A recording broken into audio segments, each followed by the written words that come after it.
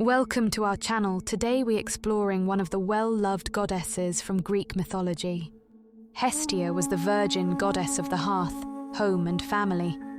In the Theogony, 700 BCE, Hesiod describes Hestia as one of the first-generation Olympians, the eldest daughter of Cronus and Rhea, and the sister of Zeus, Poseidon, Hades, Demeter, and Hera. He confirms that she was among the children swallowed and later regurgitated by Cronus. Hesiod does not give Hestia a dramatic story, but highlights her status as the firstborn Olympian, a significant distinction that emphasizes her seniority among the gods. This aligns with later traditions, where she is always honored first in rituals, reinforcing her quiet but fundamental role in the cosmos. Unlike other gods, Hestia is not directly mentioned in either the Iliad or the Odyssey by Homer. Hestia was not involved in conflicts, wars, or heroics, making her irrelevant to the war-driven themes of the Iliad and the adventure-based narrative of the Odyssey. While she is not named, her sacred hearth would have been present in the homes of Greek heroes, showing her influence in Greek culture. Throughout the Iliad and the Odyssey, characters make sacrifices before meals, battles, or important events. In Greek custom, she was offered first portions in meals and drinks, implying her presence in these moments. Hestia was closely linked to the sacred hospitality Xenia, which is a major theme in the Odyssey.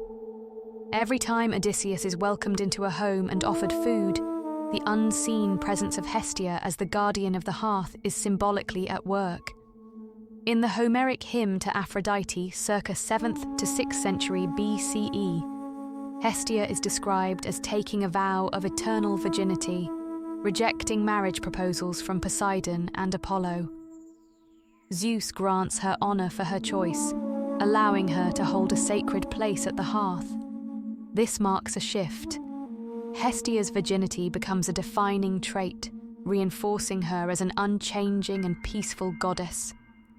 Classical writers, 5th to 4th century BCE, Plato and Aristophanes begin to link her with metaphysical concepts like stability and existence. Plato, in Cratylus 401d, associates Hestia's name with essence or being, suggesting she represents stability and permanence. Since the hearth is the immovable center of the home, Plato extends this idea to metaphysics, suggesting that Hestia embodies the unchanging essence of reality. Aristophanes, The Birds, mentions her briefly, reinforcing her association with the hearth and home, but she remains a background figure. Hestia represents unchanging tradition and civic order, but she is not treated with the same comic irreverence as other gods, likely because her role was too fundamental to mock. And Ovid's Fasti, 1st century CE, introduces the Hestia Priapus myth, where Priapus tries to assault her, but she is saved by a donkey's bray. This is one of the only myths where Hestia is directly involved in a narrative. It reinforces her purity and divine protection, showing that she is untouchable even by lustful gods. The Prytaneum, a public building, housed the city's sacred hearth, a continuously burning fire dedicated to Hestia, served as her sacred space, where an eternal flame burned in her honor. This made her worship far more widespread and integrated into daily life than most gods who required dedicated temples. Hestia was one of the 3 virgin goddesses, along with Athena and Artemis. Hestia had no children. As a virgin goddess, she never engaged in relationships, which set her apart from gods like Zeus, Apollo, and even Athena, who had spiritual children like Erichthonius. This further emphasized her pure, stable, and non-disruptive nature. The myth of Hestia rejecting the marriage proposals of Poseidon and Apollo is briefly mentioned in the Library of Apollodorus, Book 1. She swore an oath upon Zeus's head, vowing never to take a husband. Zeus, respecting her decision, granted her a unique status among the Olympians, where she is always honored first in rituals and be honored in all homes and temples. The offering was usually made in the form of a libation of wine, oil, or honey poured onto the hearth fire, a small portion of food set aside before eating, and the first burning of animal fat or bones in larger ritual sacrifices. Hestia was honored before any other deity. The Prytaneon, the city's communal hearth, had an eternal flame dedicated to her. While she was originally counted among the 12 Olympians, Hestia later ceded her place to Dionysus in some versions of the myth. However, this was not seen as a demotion. Rather, it reflected her willingness to step aside for the greater balance of the divine order. Hestia's place among the 12 Olympians and her eventual replacement by Dionysus is not explicitly detailed. This change likely occurred in later Greek mythology, particularly during the classical 5th–4th century BCE and Hellenistic periods 323 to 31 BCE. The reason for this transition is often explained in two ways. Some versions suggest that Hestia willingly gave up her seat to avoid conflict among the gods and to make room for Dionysus, who was a younger, more active deity. As the goddess of harmony and peace, she may have stepped aside voluntarily to maintain order. The exact time frame of this transition is unclear, but scholars believe it reflects evolving religious and cultural shifts, rather than a single mythological event. Despite her replacement, Hestia was never entirely removed from worship. She remained deeply respected, and many continue to honor her as the first and last deity in rituals. Her presence at the hearth meant that she was still an essential divine figure in both homes and civic spaces.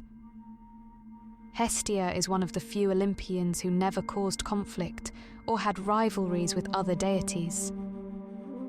In Rome, Hestia becomes Vesta, 1st century BCE, 4th century CE, and her role expands significantly. She is no longer just the quiet goddess of the hearth, but also the guardian of the Roman state through her sacred flame. The Vestal Virgins become priestesses dedicated to her, something that was never present in Greek tradition. Hestia evolves from a private household deity into a public and political symbol in Rome as Vesta. Like Hestia, Vesta was the goddess of the hearth, home, and family, but she was also the protector of the Roman state through her sacred fire. Her worship was considered crucial to Rome's survival, and her presence was far more institutionalized than that of Hestia. She was honored in both private homes and public spaces, especially in her Temple of Vesta in the Roman Forum. Her sacred flame, maintained by the Vestal Virgins, symbolized the strength and continuity of Rome. One of the most unique aspects of Vesta's worship was the institution of the Vestal Virgins, an elite group of 6 priestesses who took a 30-year vow of chastity, symbolizing Vesta's purity. They tended to the eternal flame inside the Temple of Vesta. If it ever went out, it was considered a bad omen for Rome. Vestal Virgins had special privileges in society. Unlike most women in Rome, they could own property, make legal decisions, and had a highly respected status. The Vestalia, June 7th to 15th, was the most important festival dedicated to Vesta. During this time, Roman matrons were allowed into the temple, normally restricted, to make offerings. During this festival, donkeys were adorned with garlands and honored, possibly in connection with the myth of Hestia and Priapus, where a donkey saved her. Vesta's influence can be seen in the legend of Romulus and Remus, as their mother, Rhea Silvia, was a Vestal Virgin. The flame of Vesta was symbolically linked to Rome's destiny, reinforcing the idea that as long as it burned, Rome would thrive. It was far more than just a sacred fire. It represented the very survival of Rome itself.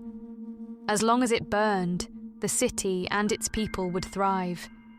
If the flame ever went out, it was considered a terrible omen, signaling impending disaster for the empire. This reflects the idea that Rome's strength came from its traditions, institutions, and the gods' favour. Fire is a self-renewing force. It burns continuously as long as it is maintained, making it a symbol of eternal life and endurance. The flame's presence in the Temple of Vesta signified Rome's ability to withstand hardships and be reborn through challenges, much like fire consuming old materials to make way for new energy. The eternal flame of Vesta burned for over 1,000 years, until Emperor Theodosius I ordered its extinction in 394 CE, when Christianity became the official religion of the Roman Empire. With its extinction, the ancient religious traditions of Rome came to an end, marking a major transition in Western civilization. Hestia is the Greek goddess of the hearth, home, and domestic life. Unlike her more dramatic and actively involved siblings, Hestia was known for her quiet, gentle, and non-confrontational nature. She was uninterested in romantic entanglements and had a special place among the gods. And despite the lack of myths associated with her, Hestia remains a subject of fascination till today. Until next time, may the tales of ancient myth continue to captivate and inspire. If you like our content, please like, comment, and subscribe. Thank you for watching.